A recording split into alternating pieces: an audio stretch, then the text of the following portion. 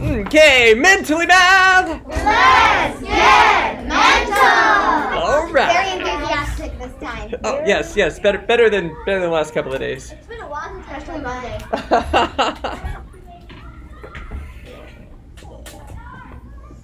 Okay, so gonna take a couple of minutes, let you get out ahead of me. Blah blah blah. You know the drill? Yeah, still no estimation. Leading us into a false sense of security. Okay. Okay, let's focus.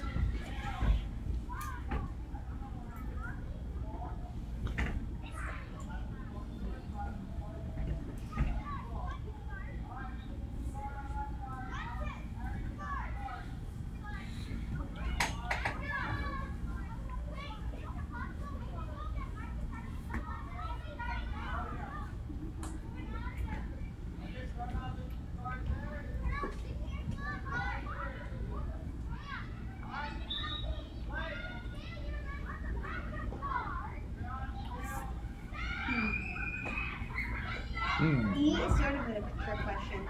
Yeah. Oh, E's funny, actually. Show that in a couple ways. Okay, going to give it about 15 more seconds before I jump in. Go. It's alright, I go slow. You'll still end up beating me.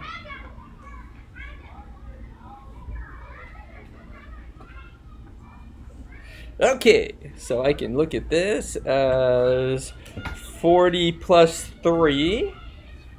43. Then I can look at this as 2 5/10 divided by 100. Or it's times 1/100th. Anyway, that's 2 boingies to the left. Boinky, boinky. So it'll be 25,000. And 32 minus 2 is 30. Divided by 10. X equals 3. And metric conversions. Yeah. So for each, do we have to follow the order of operations for that, or just keep going? Oh, you just keep going along one instruction at a time. No, these do not follow order of operations. Those commas mean you do that, and then you do that, and then you do that. Yeah. Okay, so there are 1,000 grams in a kilogram, so that would be 2 5/10, or 2.5 kilograms. Now, this one's sort of funny. You can think of this a couple of ways. The most obvious one is, well, you can think of it like that, which has to equal 10 to the power 0. That's the second way. So, well, but this is just, well, any number on top of another number in a division problem has to equal 1. Yeah, no matter what they are. They could be anything, but if it's the same thing on top and on bottom, it has to be 1. But then the other way is you can think of it as you subtract the since they're like numbers, and you subtract exponents, and it's like 10 to the power of 0, which also has to equal 1. Okay. Even if it's like a billion on top of a billion, it's so much. Yes. Yeah. Anything. So 1/3 of 24 is $8, so this would be $16. And oh my goodness, the name for a regular quadrilateral. A quadrilateral where all the sides are the same would be, everybody, square. That's a rectangle. Square! Okay. Thank you. It takes lots of practice. Alright, so 64 minus 4 divided by 2 times 3 plus 10 square root times 2 plus 5 square root minus 4 square that number. That's silly. Minus 1 will get you 0.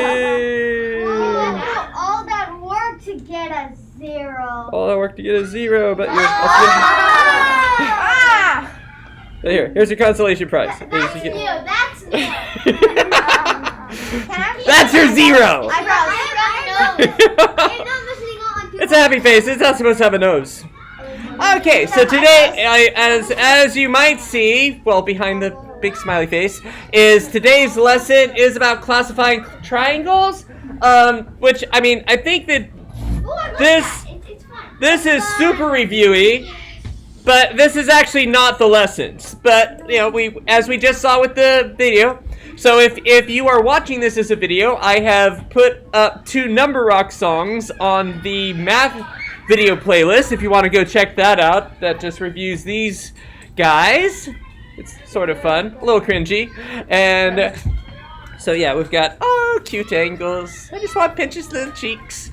And then a right angle. And then, of course, the obtuse right angle with the big caboose. Okay. And okay. Oh, did I make you cringe? Awesome. Yay.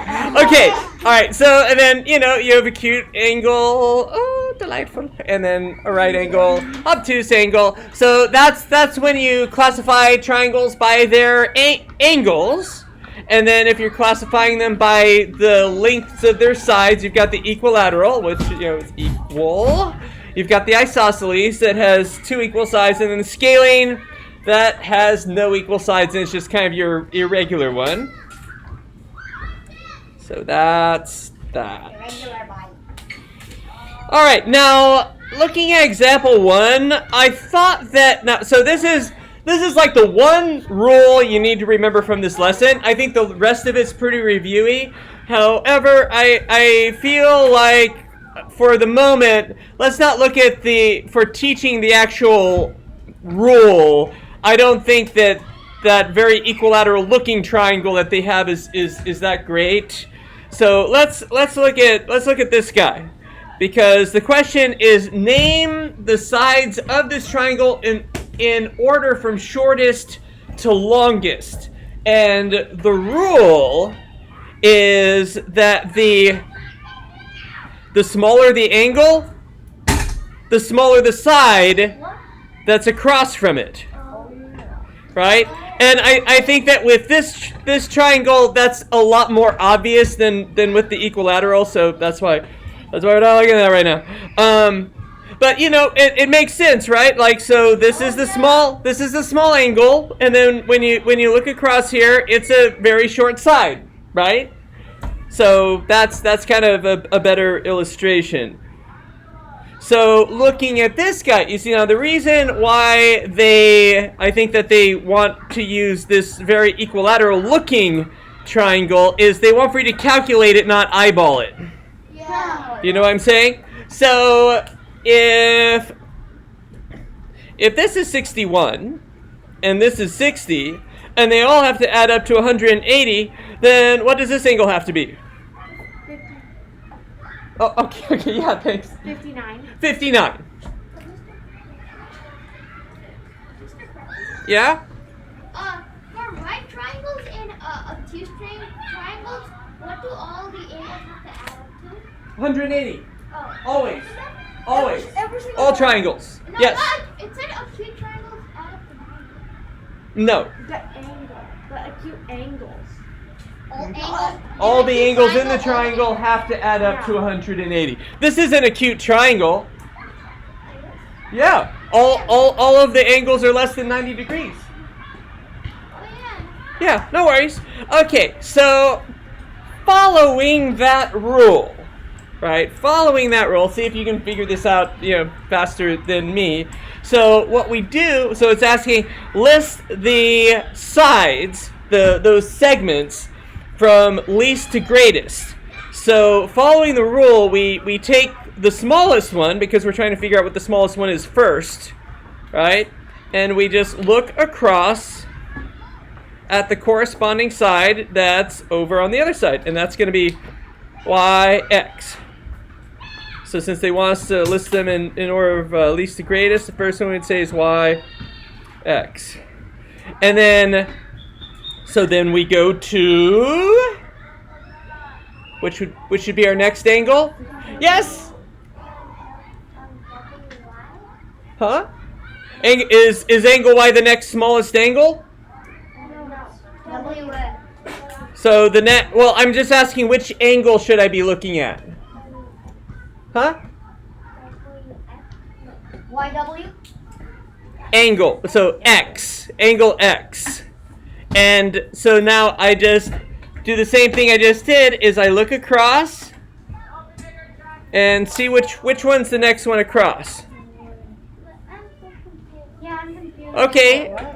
So the rule here is you to kind of figure out the smallest to the largest. First, you need to figure out the smallest angles, and that can tell you which are the smaller sides. But the smaller side, the side that corresponds to the angle is the one across from it. So remember when we were looking at one like that, right? That this was the shortest angle and also had to be the shortest side.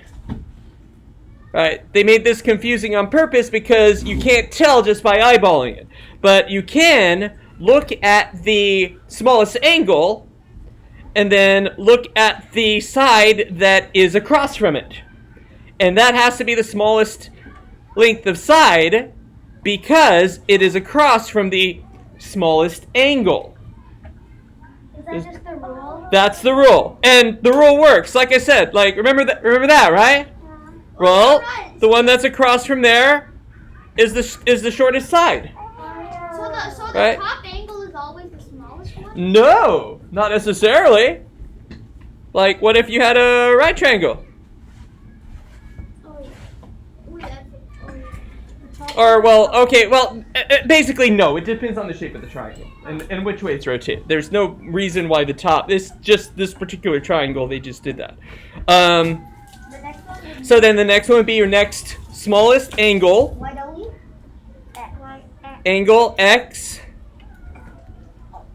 So then we can just look across, go across from that, and find that one, which is YW. And, well, by process of elimination, we know that there's only one side left. Okay, fine. But if we're still just sort of practicing the rule, our next largest one is there. And so the corresponding side would be there, giving us WX. And so then that is what we know are the sides listed from least shortest to longest. How are we doing? Give me a 1, 2, or 3. Okay. Okay, but it's just a matter of just try to remember the rule. It's not much to like get or not get. Just the rule makes sense. Wait, can you repeat the rule? Okay, the rule is that the length of a side corresponds to how wide the angle is that is across from that side.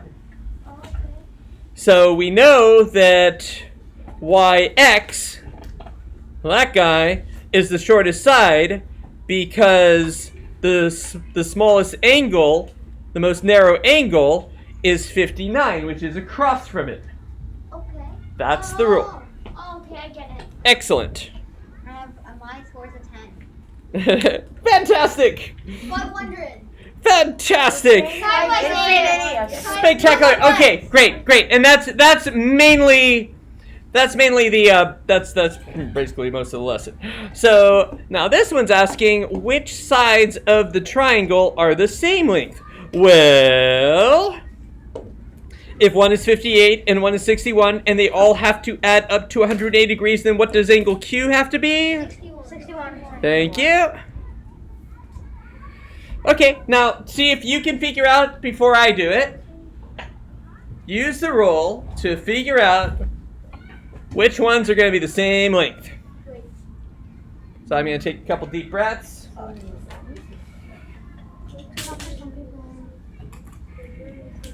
So what I'm doing, sorry, I'm trying to go slow so that you figure out first, is I'm going, now my two angles that are the same are my 61s. So I'm going to look at the sides that are across from that. So across from this 61, I've got S, R. Oh, you know, I should be, sorry, on the last one I should have done the segment sign. That would have been much better. Here, I could just... Okay. Example 2. Just yeah. You might lose a point on a test if you did not put the segment. Actually, I really don't get it, honestly. Okay, well. I don't get how to find the same length. Well, because these are the same angle.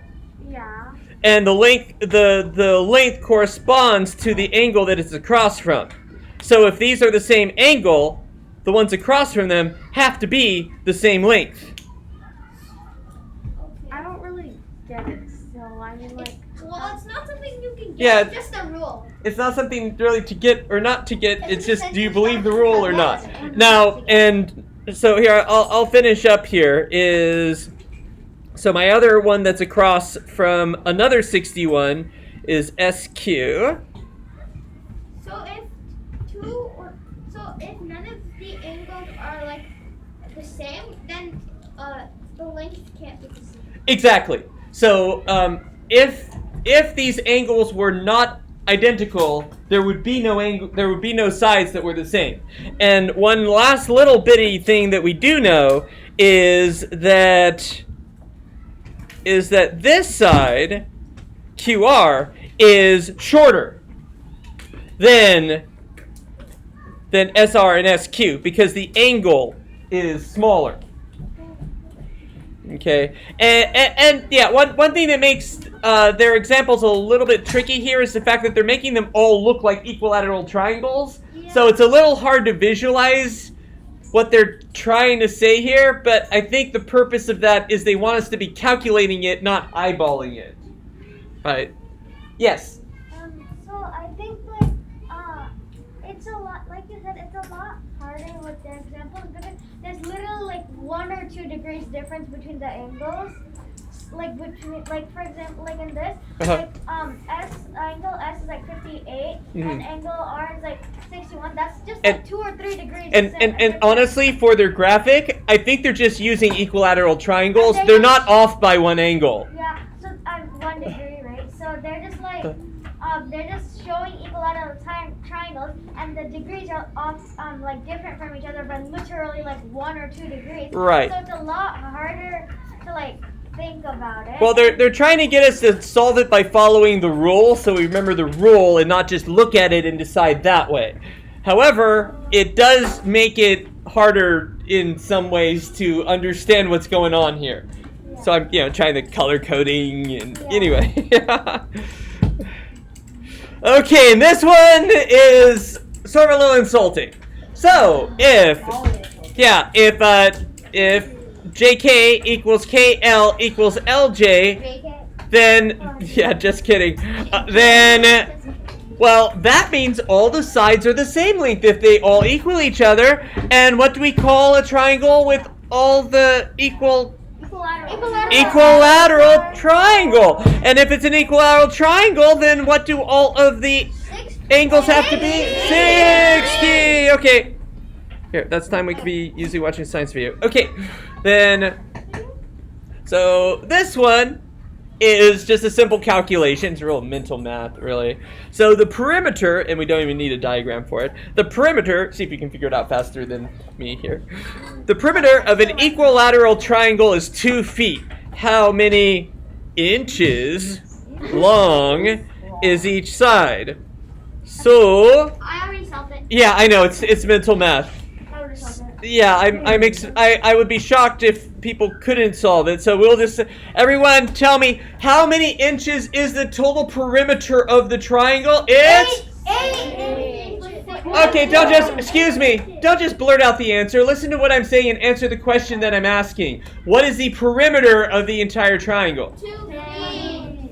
No, in inches. Listen. Okay, so that's 22 feet equals 24 inches. How many sides are there? 3. What's 24 divided by 3? 8 inches. Okay, good talk. That was so hard, Mr. Brady. All right, hey guys, draw an isosceles right triangle, please. I will take 2 deep breaths, and then you see I got mine on graph paper so that I get it just so. Okay, I'm gonna take 2 deep breaths. Let you get out ahead of me on that.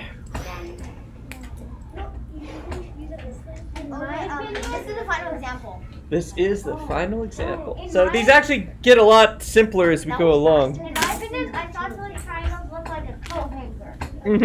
Okay. Like, Isosceles triangles look like a coat hanger. That's a nice.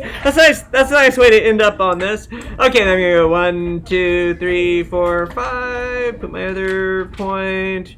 Okay, and then 1, 2, 3, 4, 5. Put my other point here. And then, oh, that's ta-da! All right, and that's today's lesson.